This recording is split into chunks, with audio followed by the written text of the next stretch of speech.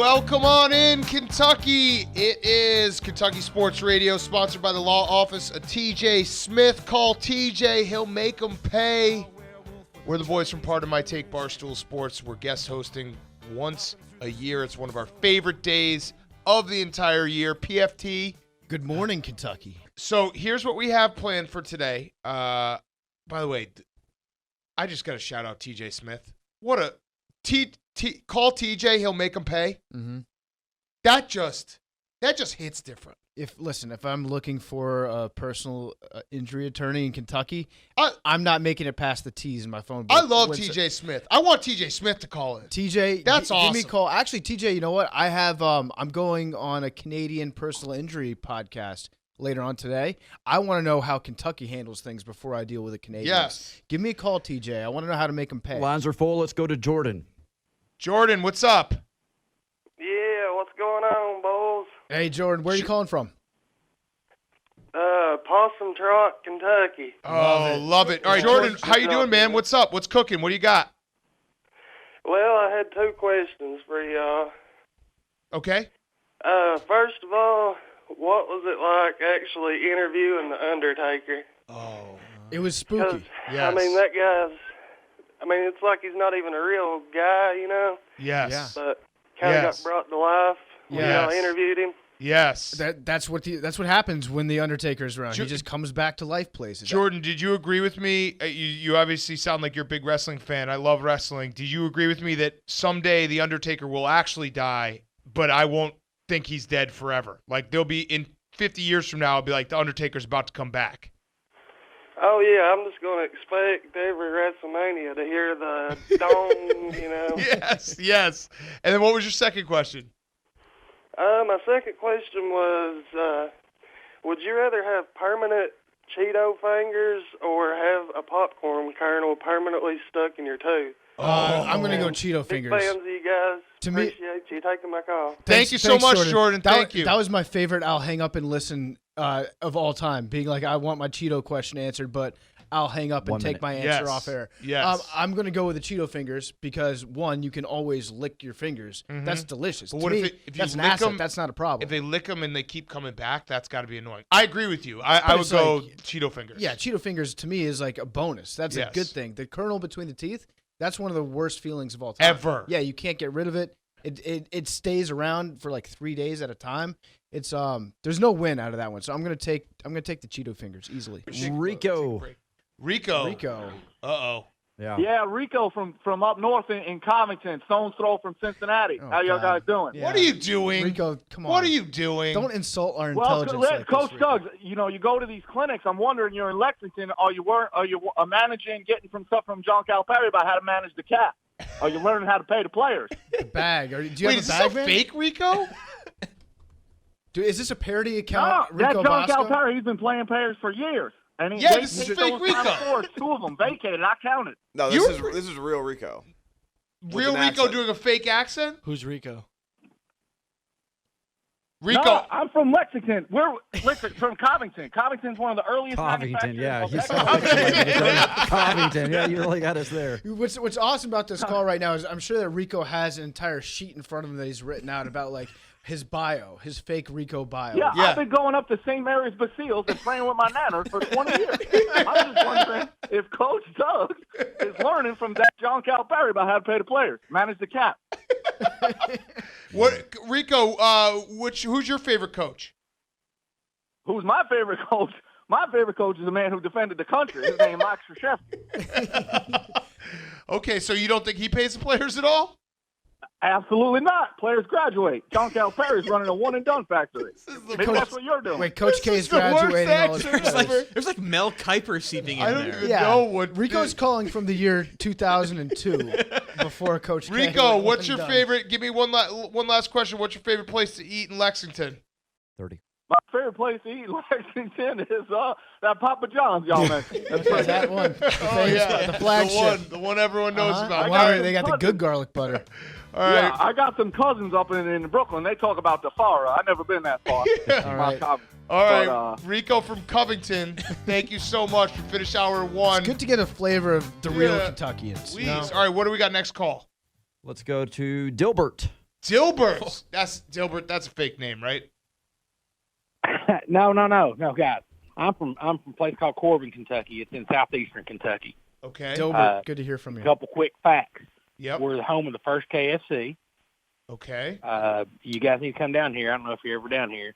It's amazing. Basically, it's the same food that comes from wherever it does in corporate, but it's a neat little building. So we're the home of the first KFC. To become a Kentucky Colonel, you basically just have to know somebody. I mean, I don't mean to really talk bad about any Kentucky Colonels, but it ain't that big a deal. Just to be honest with you, because I know some guys that that should not have that honor, but they've got it because they knew somebody and they got some paper signed. So it ain't that big a deal. You got to know somebody that knows somebody. I like it. I'm going to look up and see who the Kentucky Colonels are and see if I know somebody. Okay, what else you got, Dilbert? Well, I got one question. Yeah. This is something that I've done, okay? Two things I've done. Would you rather step in dog poop barefoot with both feet and have to stay that way for several hours, or would you rather help birth a calf where you got to get your hands all up and personal in the cow? Wait. Because it's a messy, I don't know if you've seen it, it's a messy experience, but what would you rather do out of those if you had to do one of those two? And I'm going to hang up. No, Dilbert, you do not hang up. Do not hang up. Okay. What? Okay, I'll stay on here. I'll stay on here. Why did you have to stand in dog poop for multiple hours? Several hours on end. Well, no. It's back. So I used to, I mean, I don't mean to be stereotypical or anything, but I used to run around my shoes off a lot. I live kind of up in the country, and we had dogs and stuff up on the property, and I was running and chasing one, and I stepped in just the biggest pile of dog crap you've ever. I mean, it was amazing. I was squished in your toes. It's crazy nasty, but I was kind of left alone, and so I went down to the pond and tried to wash my feet off, but it wouldn't come off. It was like it was nasty, and I stayed that way for about 3-4 hours before I could take a shower. And then birthing the calf, my papa had a cow farm, and there was a calf that the cow, mama cow, would have died if we didn't help, and he felt like it was a time to kind of teach his grandson something. And so, I mean, I don't know if you've seen City Slickers, the first one, where Billy Crystal kind of goes up in there and pulls out that calf. That was a real thing. He actually lost his watch up in there, which is kind of a funny thing. But anyway, it's a messy experience, and it's nasty. But both of them are gross experiences. I think at least with the calf coming out, you got a baby cow to look at. It's kind of cute, I mean, it's neat, and they grow up. Now, can they walk when you pull them out? Do you just pull them out and put them on the ground? They're a little bit wobbly. They look like they've had several things to drink, maybe eaten some rotten apples or something. I mean, because they kind of wobble. Their legs are real flimsy. But, they grow up to be cows that you can kill later for a steak. And that's what we do. It's just what we do. Love it. And so, I mean, at least you got that. It's kind of like when you tell a woman you've had a kidney stone and they say, well, have you had birth?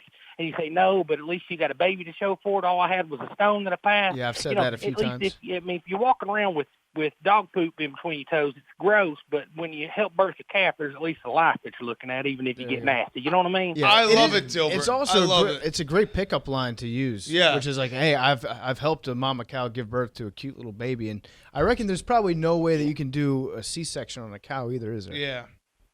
No, you'd kill the mama. You don't want to do that unless she's fattened up. Yeah. She's ready for the slaughter. You know what I mean? But I'd like to hear what you got. I mean, if you had to choose that, which would you choose? I think I'd go with the cow because of what you said. Dilbert, I have one last question. Are you, interesting name, are you one of many Dilberts? Is it a long line of Dilberts? No. Mom and Dad, there was that old cartoon strip. Yep. My dad was a heavy drinker, and he used to read that when he was a kid, when he started drinking, and he just liked Dilbert, and I thought it was a joke, to be honest with you, when I was growing up. And I got made fun of a lot when I was growing up because of that comic strip, but I think that's what happened. I think Dad was just wasted and told my mom, Mom, she had a rough delivery with me. I was a big old baby. I was a fat kid, and they said they didn't have my name picked out, and here I come, and Dad says, I want him to be named Dilbert, and so it just kind of stuck, and it's been tough, Dilbert. But, there's not a lot of Dilberts around. You know what I mean? It's growing on me. It's growing on me. I like it. Have you ever gone by anything but Dilbert, like Dilly or Bert, or has it always just been Dilbert?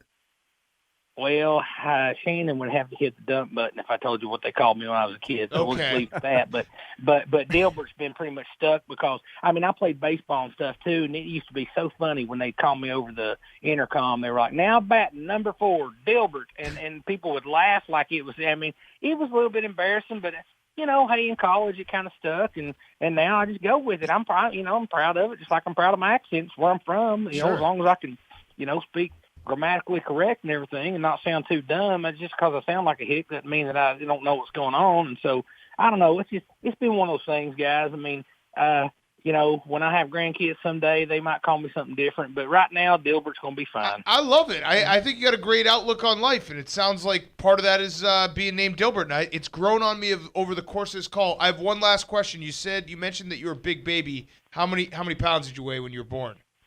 I was just over 10 pounds. Wow. I looked like it's funny that my mama said that because I was in the nursery with a bunch of little kids, and there were a couple of premature babies and stuff. Now, I know actually a couple of them grew up with them, were doing good because we share the same birthday. But my mom joked and said that the doctors, when they looked at me, and they said, looks like you had twins, and he ate the other one. I mean, I was that big.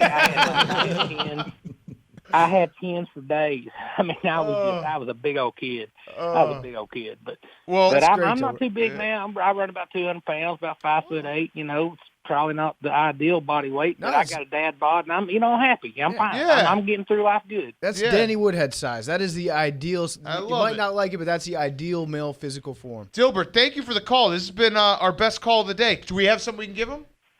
Let's give him satisfaction for best call of the day. Dilbert, you just won satisfaction, my friend. Yeah. Tell everyone. Yeah, Dilbert. Be more like Dilbert. Go, Dilbert. Dilbert. Go. If the entire world had the same outlook Dilbert had, we'd been a much better place. You just place. let everyone know that you won satisfaction for Pardon My Takeover on KSR today. Dancing over here, bros. I appreciate you guys. Have fun. Thank you, guys. Thanks, Dilbert.